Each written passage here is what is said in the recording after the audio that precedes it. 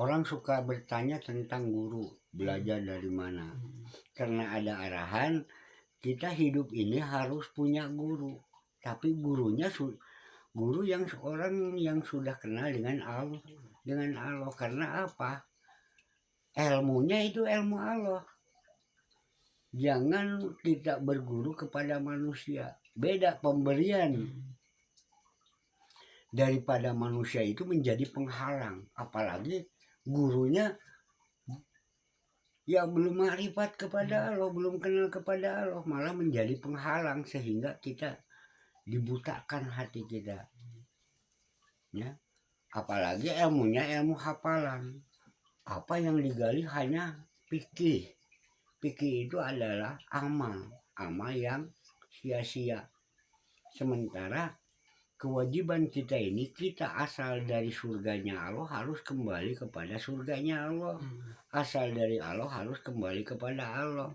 Untuk kembali kepada Allah ini kita harus punya guru. Guru yang sudah kenal dengan Allah. Bukannya guru tentang ini batal, ini sah, ini batal, ini sah. Itu hanya amal yang sia-sia yang menggiring kita kepada neraka jahanam.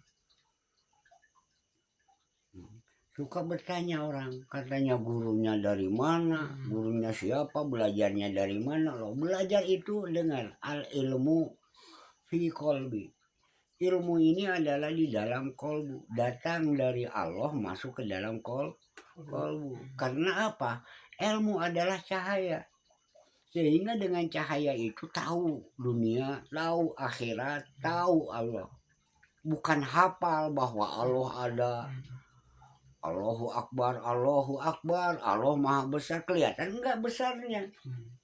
Ya, dengan ilmu ini sendiri yang bisa melihat tentang Allah, yaitu dengan ainul basiroh, mata hati. Allah di mana? Di aras katanya. Kalau kita berguru kepada manusia, orang yang belum sampai kepada Allah, kan kita dibawa sesat. Sehingga mati nanti ketemu dengan untuk kembali kepada Allah ini nunggu katanya kiamat. Padahal kiamat ini kalimat-kalimat isyarat, kalimat-kalimat mutasyabihat sudah terjadi. Ini malah nanti katanya. Lalu apa? Alam barzah nanti, alam hisab nanti. Itu kan orang yang belum tahu. Menyesatkan kita. Malah syafaat nanti katanya. Dari Nabi Muhammad bin Abdullah lagi. Kan tahu ada Nabi Muhammad bin Abdullah, ada Muhammad Rasulullah. Kalau Nabi Muhammad yang mana? Nabi Muhammad bin Abdullah. Kul innama basyarum mislukum. Katakanlah aku ini manusia biasa seperti kalian. Adapun Muhammad Rasulullah, ma Muhammadin khalaqo qabla asya'a. Pertama kali yang diciptakan oleh Allah ini adalah Muhammad. Bukan manusia. Muhammad ini al-ilmu nurun. Nah, nur inilah. Nah, makanya matali'ul anwari qulubul asraru. Tempat terbitnya nur-nur ilahiyah. Ya, nur-nur Allah adalah di dalam hati manusia dan rahasianya.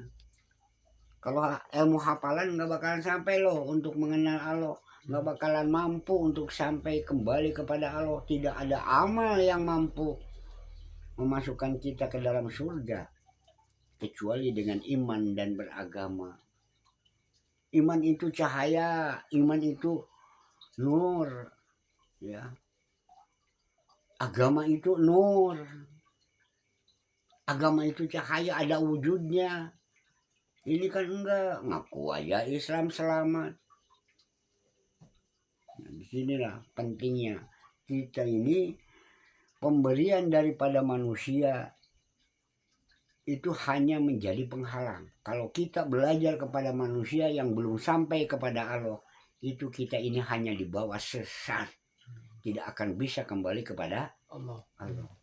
Tetapi kalau kita berguru kepada Allah, berguru kepada orang yang sudah kenal dengan Allah, kita bisa kembali kepada Allah. Uduhum ilallah idza arafullah fa'murhum bisyurat.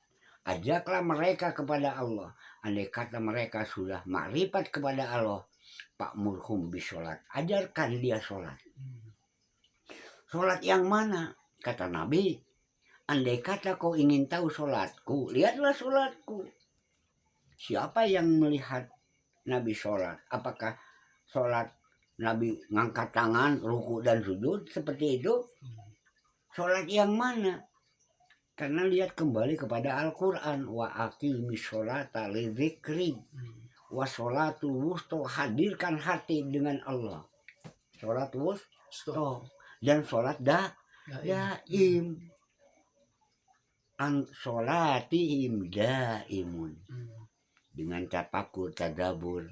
Nabi sampai bengkak-bengkak, duduk-duduk, sampai bengkak-bengkak kakinya karena naik gunung, turun gunung siang malam.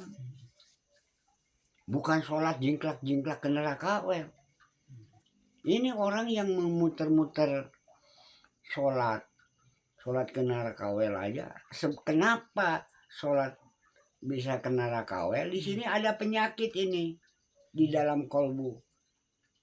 Tetapi mereka tidak mampu menerangkan.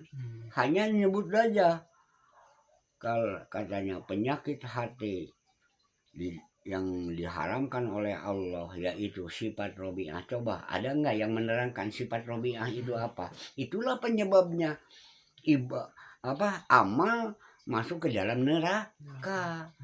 Sholatnya ke neraka, di luar sholat ke neraka jahanam. Karena apa? Di dalam kalbu ada penyakit hati, yaitu sifat robiah. Coba terangkan ini, para ustadz nih, jangan hanya koar-koar di di speaker sifat robiah, cuman gitu aja. Terangkan sifat robiah itu apa? Karena itu akan menjadi anda tandingan Allah. Sekutu Allah, terjadi kekafiran. Makanya terjadi fasa dan munkar. Sementara sholat itu adalah tanha anil fasa wal munkar. Kenapa? Fasa dan munkar. Untuk menerangkan ini ya silaturahmi dong. Ini di di speaker sifat robiah itu aja. Karena apa? Ulama menerangkan penyakit hati yang diharamkan oleh Allah, yaitu sifat robiah. Coba terangkan apa sifat robiah. Jangan membiarkan, karena dengan sifat robiah itu terjadilah manusia tidak bisa kembali kepada Allah, hanya kembali kepada neraka, hanya kembali kepada jahanam dengan adanya sifat robiah. Ya, paham sekarang ya?